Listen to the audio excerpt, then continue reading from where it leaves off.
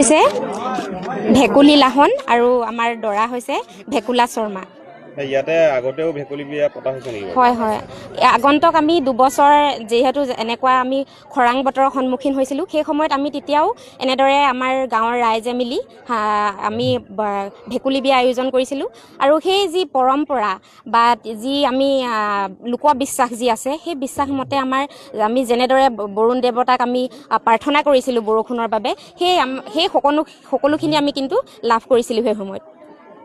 সম্পূৰ্ণ অসমীয়া পৰম্পৰা অনুসৰি বিয়া অনুষ্ঠান পতা হৈছে। হয় হয়, এই বিয়াভাগ আচলতে যিখন সমাজত যি বিয়াৰ নীতি নিয়ম যিবোৰ চলে, সাধাৰণতে আমাৰ হিন্দু সমাজৰ যিহেতু বিবাহৰ বিভিন্ন ধৰণৰ প্ৰথা থাকে, সেই প্ৰথা অনুযায়ী যেনেদৰে আমাৰ সমাজখন যিহেতু আহোম সমাজ, সকলো লোক আমি আহোম, গতিকে আহোমৰ নীতি নিয়মেৰে আমাৰ যি চকলং প্ৰথা আছে, সেই প্ৰথাৰে আমি আমাৰ বিয়াখন অনুষ্ঠিত কৰিছোঁ।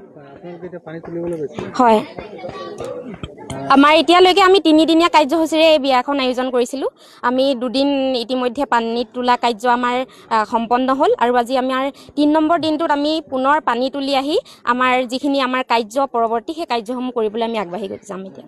আপোনালোকৰ এই গাঁৱৰ প্ৰায় সংখ্যক লোকে হয় হয়, আমাৰ গাঁৱৰ বেছিভাগ লোকে সকলোখিনি লোকে ক'ব পাৰি যে খেতিৰ লগত জড়িত, খেতিৰ ওপৰত নিৰ্ভৰ কৰিয়ে আমি সকলোৱে জীৱন নিৰ্বাহ কৰিছোঁ।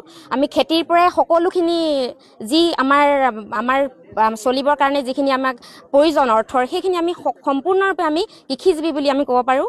আৰু বৰ্তমান সময়ত এনেকুৱা এটা খৰাং পৰিস্থিতিৰ সৃষ্টি হৈছে, যাৰ পৰিপ্ৰেক্ষিতত আমি বৰ্তমান সময়লৈকে আমাৰ কৃষকসকলে কোনো ধৰণৰ কঠীয়া পৰাকে ধৰি কোনো ধৰণৰ খেতিৰ যিসমূহ কাৰ্য পৰ্যায়ক্ৰমে আগবাঢ়ি যাব লাগে, সেইখিনি আমি আগবাঢ়ি যাব পৰা নাই।